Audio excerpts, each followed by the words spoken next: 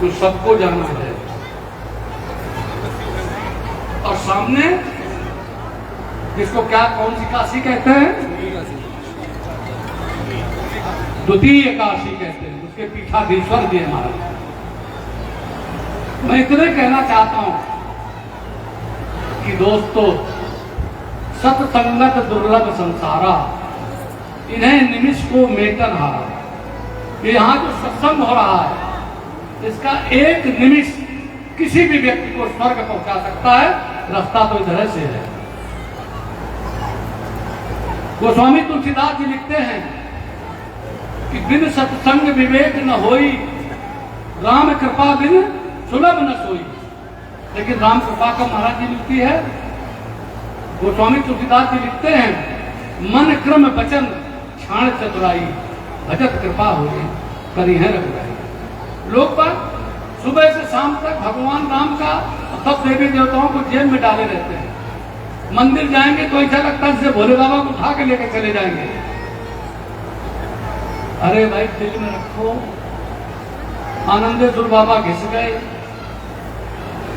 कबीरदास जी भी लिखते बहुत, ये साधु संतों का देश है, कोई ऐसा समस्या नहीं है जिसका समाधान गोस्वामी तुलसीदास जी ने रामचरितमानस में न लिखा हो। एक चौपाई है महाराज जी कि जननी सम जानहु पर नारी, धन पराओ बिस्ते बिसवारी। ये थाना कचहरी सब खत्म अगर गोस्वामी जी की सिर्फ एक चौपाई को मान लिया जाए कि दूसरे की पत्नी को, बहन को अपनी माँ और बहन मानो, मानो नहीं जानो, जानो नहीं समझो, समझो नहीं जियो। उनके चरणों को प्रणाम करते हुए दूसरे की पत्नी को माता के समान समझो, मतलब बिल्कुल मानो, माँ माँ माँ करके मानो तो। और विष पर धन पराओ विस्ते विषभारी, दूसरे का धन विष के समान हो जाए तो धरती स्वर्ग हो जाए।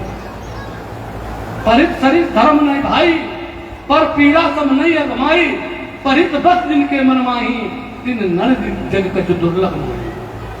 धर्म की व्याख्या क्या करती, परित के समान कोई धर्म नहीं और पर पीड़ा के समान कोई अधर्म नहीं। दूसरा धर्म न सत्य समाना, तो सत्य की पूजा क्यों न करें। इत्यादि बातें तो राजनीतिक क्षेत्र में है,